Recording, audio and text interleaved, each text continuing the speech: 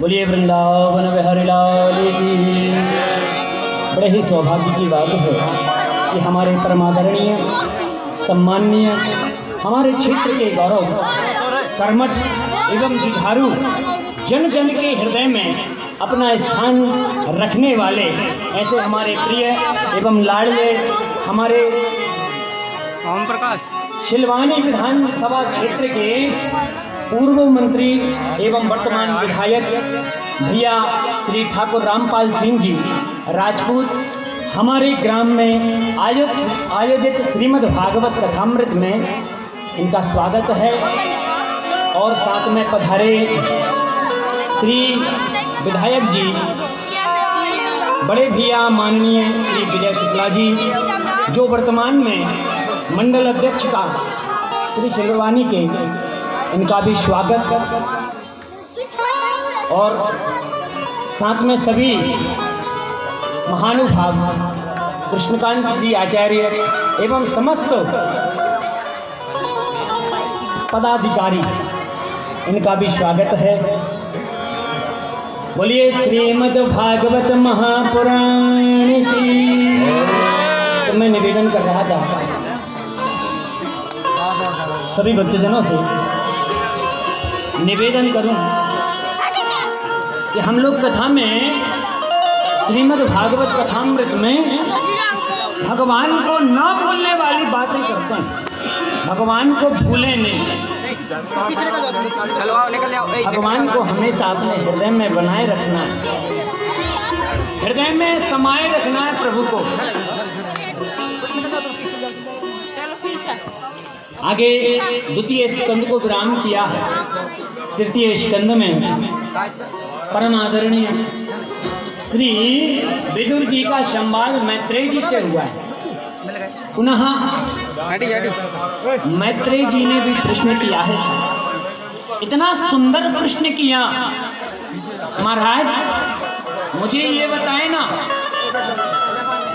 कि भगवान जब हस्तिनापुर गए तो क्यों गए, कैसे गए? तो कहा कि शांति दूत बन के गए थे। भगवान कैसे गए? कहा कि शांति दूत बन करके गए थे भगवान। कहाँ? हस्तिनापुर में। और एक बात बताऊं, जब भगवान हस्तिनापुर गए ना, दुर्योधन ने 56 प्रकार के पकवान बनवाए और भगवान 56 प्रकार के पकवानों को देखे ही नहीं। दुर्योधन ने कहा, हे कृष्ण तुम्हारे लिए 56 प्रकार का भोग बनवा के रखा है, आओ ना भोग प्रसादी ग्रहण करो। भगवान गए नहीं। भगवान दूर की सभा से, ऊंचे मंच से देख रहे हैं, निगाहें कहाँ है, मेरा भक्त कहाँ खड़ा है इस भीड़ में, मेरा भक्त मुझे दिखाई नहीं दे रहा है। अरे भक्त मेरा दिखाई दिए जाता, किसको ढूंढ रहे हैं? भगवान किसको ढूंढ रहे हैं? उस भीड़ में अपने भक्त को ढूंढ रहे हैं। भक्त भी एक टोपी लगाए, दूर सभा में सबसे पीछे खड़ा है भक्त। भगवान ने कहा पहले तो यहीं का रहता था, यहीं मिल लिया करता था, पर आज मुझे मेरा भक्त दिखाई नहीं दे रहा है, कहाँ चला गया? भगवान ने ऊंचे पैर करके देखा, भीड़ में सबसे पीछे विदुर जी महाराज खड़े थे। देख करके निगाहों से इशारा कर दिया, विदुर मैं आ गया हूँ, ये भोजन दुर्योधन के नहीं तेरे यहाँ होंगे। मैं भोजन तेरे यहाँ करूंगा, अपने यहाँ करने वाला नहीं हूँ। विदुर जी भी डर गए, आंखों में बात हो गई। प्रभु आप मेरे यहाँ भोजन करेंगे? मेरे यहाँ क्या व्यवस्था है प्रभु? आप तो जानते हैं मैं तो गरीब हूँ, कुछ नहीं, मुझे तो भोजन करना है। आज मेरा निमंत्रण तेरे ही आए। दुर्योधन ने कहा भोजन प्रसादी कर लो। प्रभु ने कहा मैं आ रहा था, उससे ही पहले विदुर जी ने मुझे निमंत्रण भेज दिया। प्रभु आप जब भी हस्तिनापुर आएंगे तो सबसे पहले मेरे यहाँ आपका भोजन होगा, इसलिए मैं आपके यहाँ भोजन तो नहीं कर सकता, लेकिन भोजन मेरा कहाँ है? कहा विदुर जी के घर में मेरा भोजन है। दुर्योधन भी देख रहा है, दुर्योधन देख रहा है कि विदुर ने कब इनसे निमंत्रण कर दिया, कब इनको भोजन के लिए बुला लिया, कब इनको कहा। मैं तो देखा ही नहीं, विदुर यहाँ दिखाई भी नहीं दे रहा है भीड़ में, कब बोला? भगवान ने कहा नहीं नहीं, हम आ रहे थे उससे पहले विदुर जी ने सूचना भिजवा दी थी, सूचना भिजवाई थी हम आ रहे हैं, हमने भी निमंत्रण कर दिया था। विदुर जी के घर गए हैं भगवान, और भगवान ने विदुर के यहाँ कहते सब कुछ नहीं था, केले खाए, छिलके खाए, छिलके, केले के छिलके खा गए भगवान। इतना प्रेम भक्त के यहाँ, भगवान तो छिलके खा जाते हैं। इतना प्रेम से भगवान को जो समर्पित कर दे व्यक्ति वह खा जाते हैं भगवान। बहुत नाच रहे हैं विदुर जी महाराज, आज मेरे छोटे से घर में भगवान आ गए, मैं तो धन्य हो गया। विदुरानी तो बेचारी ना आई रही थी, नहा करके लौट के आई थी, अरे राम राम प्रभु आए हैं। प्रभु को देखा, मैया चिंता ना करो, मैं तो ले करके खा जाऊंगा। केले अपने हाथ उठा करके खा गए भगवान।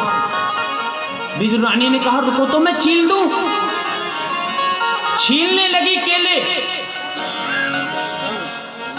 केले के छिलके तो भगवान को दे रही और गूदा हुआ बाहर फेंक रही।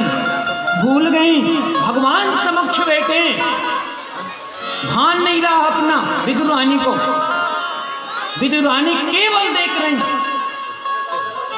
प्रभु ने भी नहीं देखा कि मैं छिलका खा रहा हूं कि उसका मावा खा रहा हूं, देखा ही नहीं। भगवान प्रेम से खा रहे हैं, खाते चले गए। विदुर जी ने कहा प्रभु मुझे क्षमा करना। विदुरानी को डांटा, क्या किया ये तुमने, क्या कर रही हो, क्या हुआ? अरे छिलका खिला रही हो भगवान को। मैं तो भूल ही गई थी, मैंने भगवान को छिलका खिला दिया, मुझे क्षमा करना प्रभु, मुझे क्षमा कर दो। भगवान कहते हैं भक्त के भाव से जो खिलाता है मुझे, मैं उसको खा लेता हूँ, ग्रहण कर लेता हूँ। मुझे भी नहीं पता चला मैया कि आपने मुझे छिलका खिलाया, क्या खिलाया, मैं तो भाव से खाता चला गया। श्री सुखदेव भगवान कहते हैं परीक्षित, भगवान केवल भाव के होते हैं, केवल भाव से भजता मुझे उसका बेड़ा पार है। केवल भाव से भजना है मुझे। आज घर, विदुर घर में आए ना, कौन आए हैं? विदुर जी के घर में कौन आया है? भगवान आए हैं कि नहीं आए? कैसे आए हैं? स्वागत करो तो जरा, दोनों ताली ऐसे, हाथ उठाओ ऊपर।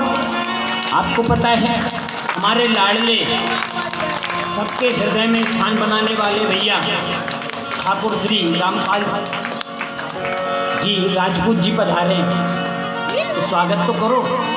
आप लोग ऐसे करेंगे थाली के साथ, सभी लोग पीछे वाले भैया। विदुर जी आए हैं, भगवान भी बैठे, कैसे बैठे बताओ जरा। आज हरि आए विदुर घर पावड़ा,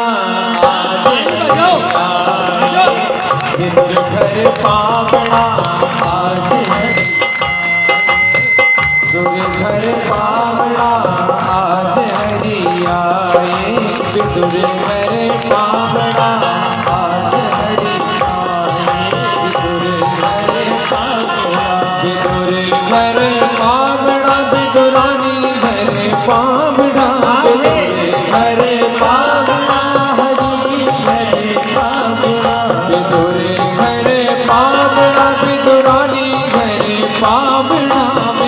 घर पावड़ा घर पावड़ा की आज हरि आए विदुर घर पावड़ा आज हरि आए विदुर घर पावड़ा हरि बोल ताली बजा दो ताली में कमी होनी कमी नहीं होनी चाहिए।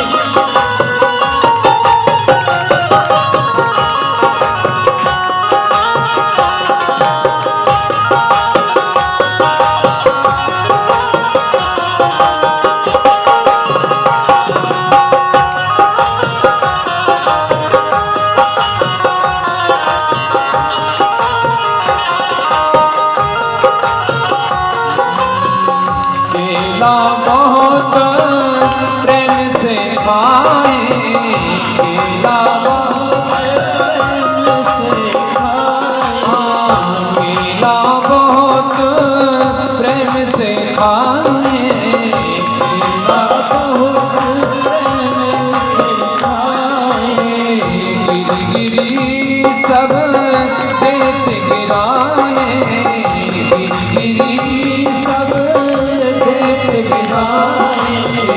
लागे परम सुहावना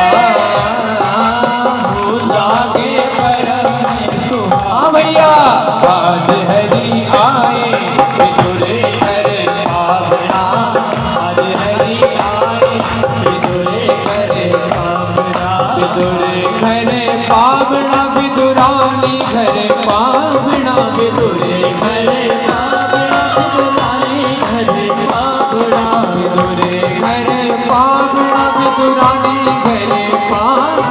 विदुर घर पावड़ा विदुरानी हरि बोल आज हरि आए विदुर घर पावड़ा आज हरि आए विदुर घर हरि बोल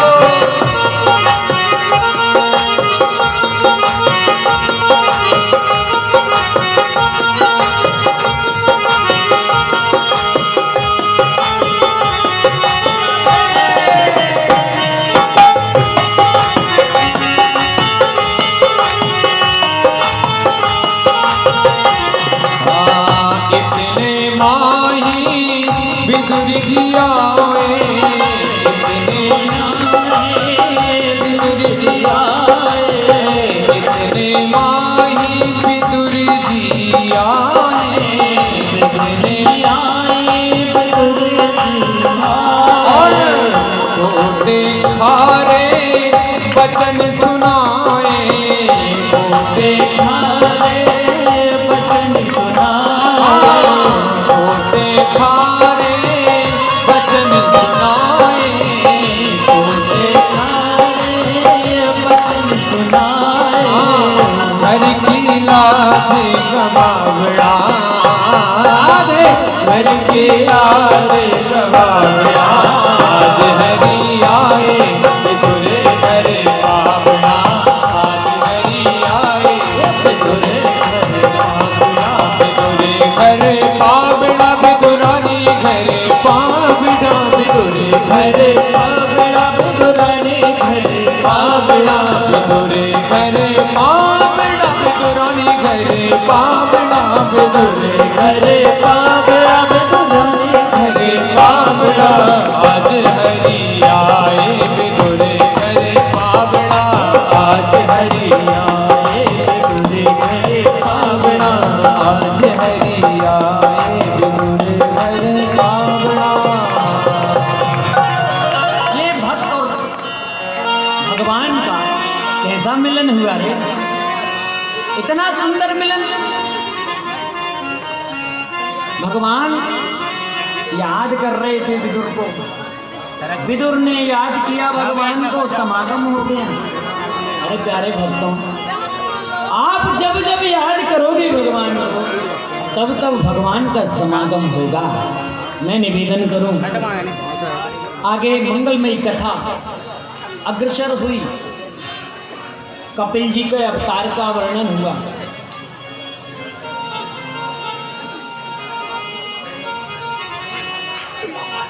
श्री सुखदेव जी ने निवेदन किया, कपिल अवतार हुआ।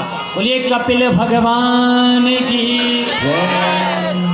मैं निवेदन करूं माननीय विधायक जी से, निवेदन है कि वह मंच पर आकर सभी ग्रामवासियों को मार्गदर्शन करें एवं इनको संबोधन करके इनको मार्ग प्रशस्त करें। परम आदरणीय श्री विधायक जी, सभी लोग ताली से स्वागत करें। ताली बजाएं।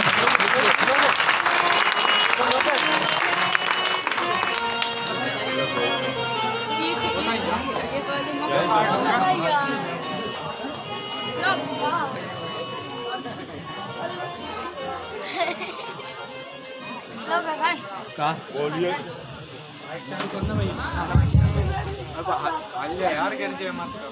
बोलिए भागवत महापुराण की सियावर रामचंद्र की, पवन सुत हनुमान की, सब संतों की, सब भक्तों की, नर्मदा मैया की।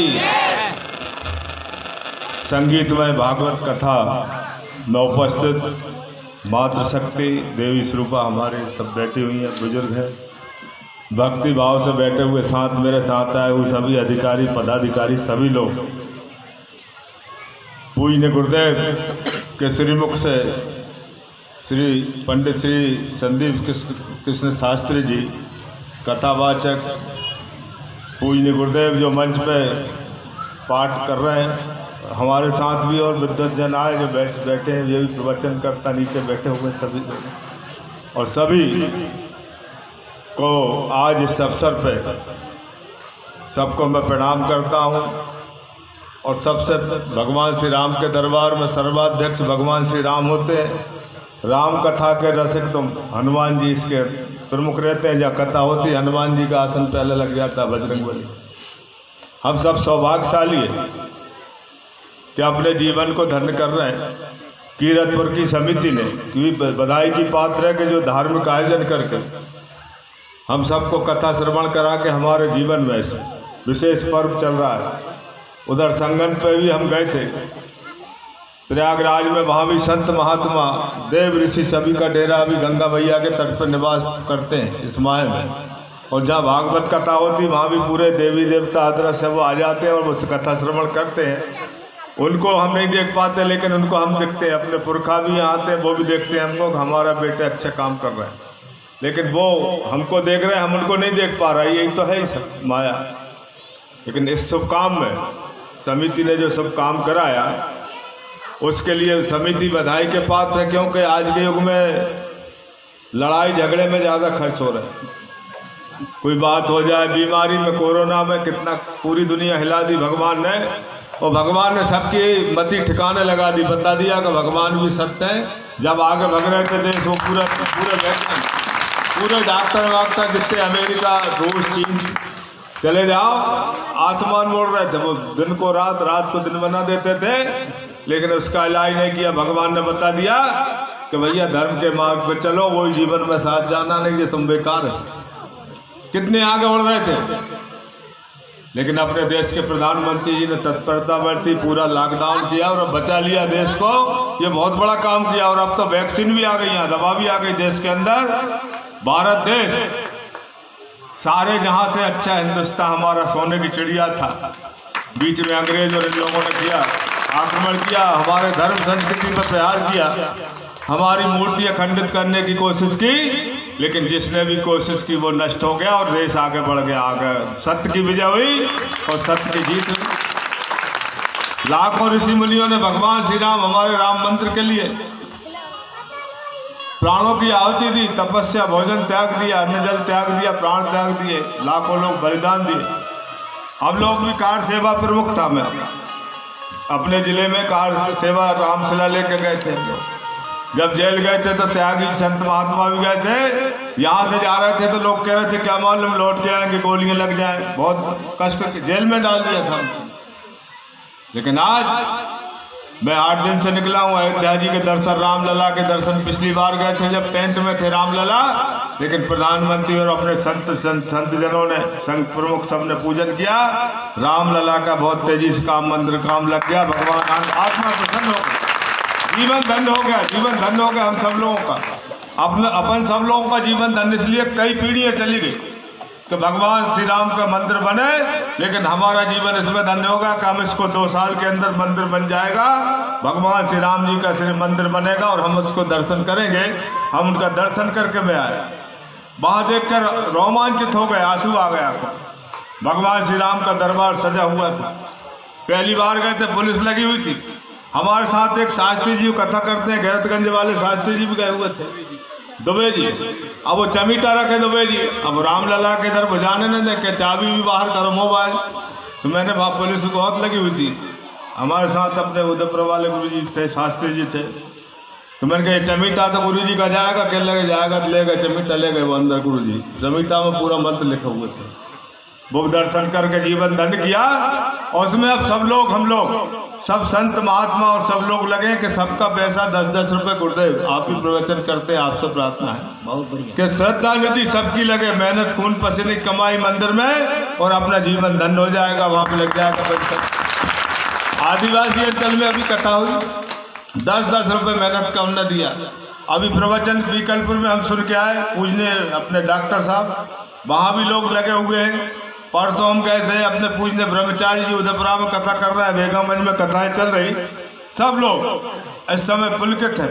बहुत बड़ा काम हमारे जीवन में हो रहा है। भगवान श्री राम का मंदिर, भव्य मंदिर ऐसा बन रहा है। पहले 2 मंजिल का नक्शा लाए थे, राम सिलाव में जब गाँव जाते थे तो 2 मंजिल था, 3 मंदिर और भव्य, विश्व में सबसे भव्य मंदिर अपने अयोध्या में भगवान श्री राम लला का बन रहा है। उसके दर्शन भी करेंगे, वहाँ भेजेंगे, अपने जीवन को धन्य करेंगे। संत महात्मा इस महीने में पूरे टेंट लगे। सधुआ बाबा जी के आश्रम पे हम चले गए प्रयागराज जी में, वहाँ भी आनंद था। हजारों एकड़ में पूरा संत महात्मा ऋषि मुनि बैठे हुए। ये भी महीना, और कीरतपुर में आओ तो कीरतपुर की कीर्ति बखानी नहीं जा रही। कीरतपुर में भी आनंद आ गया, गंगा जमुना सब यही, क्योंकि यहाँ कथा होगी तो वहाँ सब देवता आएंगे, बजरंग बली जी आएंगे। तो यहाँ भी आपने कीरतपुर की कीर्ति बढ़ाई, और हम लोगों का सौभाग्य है कि हम यहाँ आके अपना शीश झुका रहे और अपने जीवन को धन्य कर रहे। लाइट गई क्या? कहा भाई बिजली वाले अधिकारियों बुला भैया, लाइट नहीं जा रही। बिजली के ऐसा करंट मत करो, पहले ऐसा मत कर दे। पहले हम भाषण करते थे, आज चली गई चली जाती, लेकिन अब तो नहीं जाना चाहिए।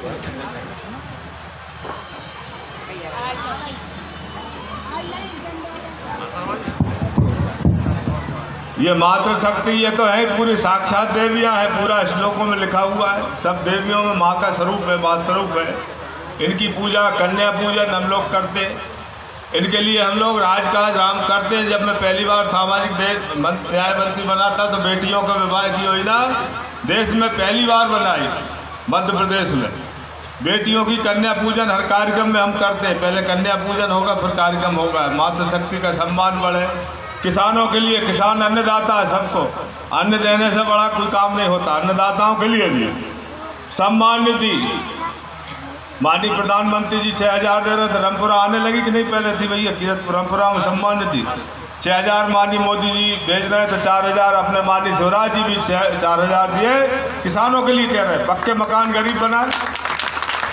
राजनीति में धर्म भी हो, कर्म भी हो, दोनों जरूरी है। धर्म भी होगा, कर्म भी होगा, जनता की सेवा भी होगी। पक्के मकान गरीबों के बनना चाहिए। उज्ज्वला योजना माताओं बहनें, बड़े लोगों के इधर गैस सिलेंडर, पटेल साहब के इधर बहन देखें ये डिब्बा सा क्या जा रहा है।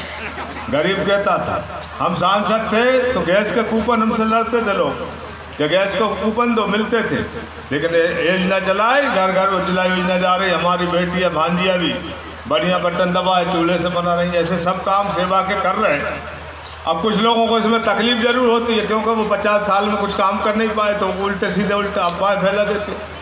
किसान अगर अपना माल मंडी में बेच दे, स्वतंत्र बेच दे, घर से बेच दे, तो उसे रोकने की जरूरत क्या है। एक मंडी एक देश होना चाहिए। कानून देश के प्रधानमंत्री जी ने बनाया, उसका हम लोग स्वागत करते हैं। पूरे देश में कहीं बेच दे, घर बैठे अगर फसल कोई खरीद रहा है, हमारे घर पटेल आ गए बाखर में, भैया 3 एकड़ में ये गेहूँ है, इतने में ले लो, पहले बेच दो। ये कानून बनाया। लेकिन अफवाह फैला रहे, बिचौलिए गड़बड़ कर रहे हैं। वो बिचौलिए पंजाब के जो हमारी धान को मान्यता नहीं देने दे रहे थे, वही गदर कर रहे हैं। ऐसे कई चीज़ें आपके ध्यान में लाने की ज़रूरत है। आज गुरुदेव आपके श्रीमुख से कथा श्रवण करके संगीत में कथाप करते हैं।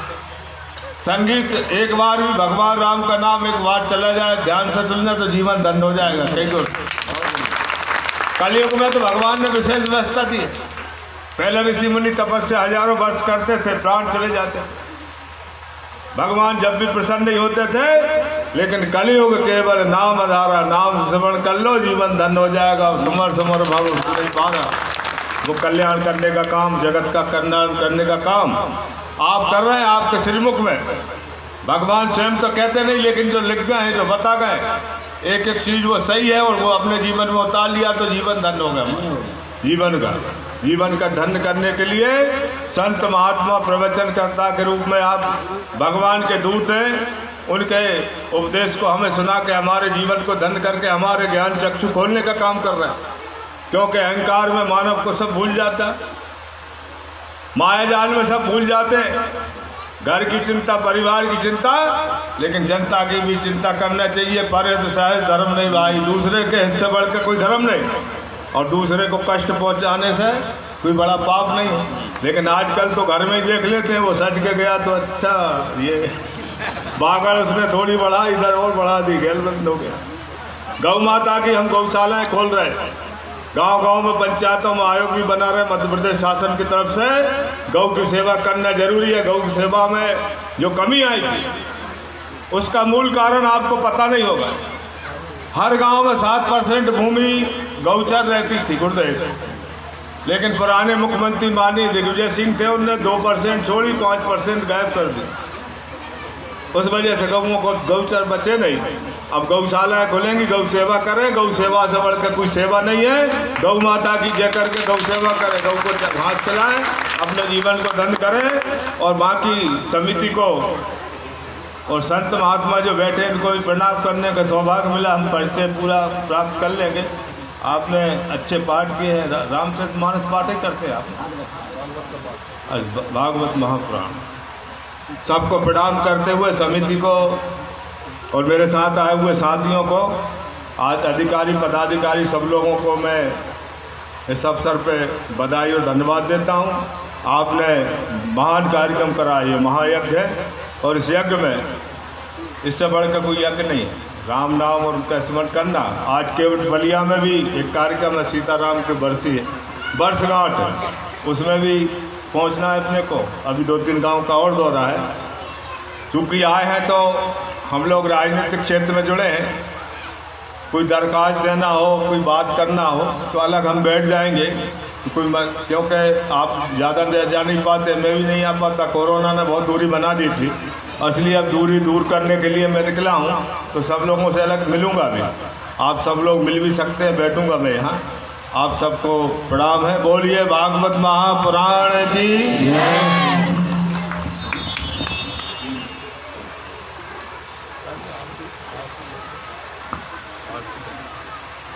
परम आदरणीय विधायक जी ने समाज सेवक, कर्मठ, जुझारू, सबके हृदय में वास करने वाले और स्थान बनाने वाले ऐसे हमारे विधायक जी, यह है इन्होंने मंदिर की जो बात रखी, ये वास्तव में सत्य है। आज जो मंदिर बनने जा रहा है, ऐसा भव्य मंदिर ना था कभी, ना होने वाला। तो मैं परम आदरणीय श्री विधायक जी श्री बांके बिहारी से प्रार्थना करता हूँ इनके उज्जवल भविष्य के लिए, ऐसे ही ये समाज सेवक करते रहें और हमारे हृदय में अपना स्थान बनाए रखें। मैं निवेदन करूं, आज कथा का तृतीय दिवस है, कपिल अवतार हुआ, तृतीय स्कंद विराम हुआ। यहाँ से श्री सुखदेव भगवान ने चौथे स्कंद में सती चरित्र बताया और प्राचीन वरही के माध्यम से पुरंजन उपाख्यान दिया। तत्पश्चात में आगे की कथाओं में राजा अंग, ओवैन, पृथु आदि देवताओं की कथा सुनाई। पृथु भी भगवान के अवतार कहलाए। और वहाँ जाकर के प्रियव्रत पंचम स्कंद में प्रियव्रत की दिव्य कथा सुनाई। सब प्रियव्रत की ऐसी दिव्य कथा श्रवण कराई कि प्रियव्रत मन में विचार करते हैं, ये सूरज निकलता है, इसको निकलते ही रहने देंगे, पर शाम नहीं होने देंगे। शाम नहीं होगी तो लोग सोएंगे नहीं। शाम को सो जाते हैं ना रात्रि में, इस शाम होने नहीं देंगे हम। सूर्य ऐसा ही बना रहे, लोग कार्य करते रहें। प्रियव्रत ने सूर्य को रोक लिया और चंद्र को आने ही नहीं दिया। ब्रह्मा जी ने समझाया, इस सृष्टि का काल चक्र है, इसको ना रोको। तब प्रियव्रत माने, इस सृष्टि से खिलवाड़ ना करो। तब चंद्र आया। चंद्र ने हाथ जोड़े, प्रभु मैं क्या करूं। परीक्षित ने चंद्र को रथ पर बिठाया था और 7 चक्र लगाए, जिससे 7 समुद्र बन गए। 7 समुद्र, सप्तद्वीप, जिसमें नवखंड से एक सागर में महा, सभी लोग जानते हैं, अजनाब के नाम से हमारे भारतवर्ष को जाना जाता है। और श्री सुखदेव भगवान ने परीक्षित से कहा, श्री सुखदेव भगवान कहते हैं, परीक्षित भगवान को पाने का एक मार्ग साधन है केवल भक्ति का नाम, और यही केवल भक्ति है, इसके अलावा कुछ नहीं रखा जीवन में। भक्ति का मार्ग प्रशस्त किया श्री सुखदेव भगवान ने। पंचम स्कंद को विराम करते नरकों का वर्णन बताया। जो व्यक्ति जैसा कार्य करेगा वैसा फल पाएगा। परीक्षित ने हाथ जोड़े, भगवान ये बताओ, क्या हम पाप कर्म करेंगे तो हमको नरक में जाना पड़ेगा? परीक्षित जी महाराज को श्री सुखदेव भगवान ने कहा, बिल्कुल जाना पड़ेगा, जाओगे, इससे कोई बचने का कोई साधन नहीं है ना। क्या? अजामिल के रूप में कहा। एक बार भगवान का नाम लिया अजामिल ने, अजामिल की कथा सुनाई। एक बार नाम लेने से नारायण का वह तर गया। कई लोगों ने कहा एक बार नाम लेने से कोई तर जाता है? बिल्कुल तर जाता है साहब। क्यों? नाम में कारण शक्ति होती है, कारण शक्ति। कई लोगों ने कहा कारण शक्ति, हाँ एक बार नाम लोगे तर जाओगे। तो वही एक बार हम लोग भी नाम ले लें भगवान का, और कथा को यही तृतीय दिवस में विश्राम करेंगे और आरती करेंगे दिव्य। आइए बड़े भाव से, श्रद्धा भाव से 2 बार भगवान नाम संकीर्तन कर लें सभी लोग करतल ध्वनि के साथ में।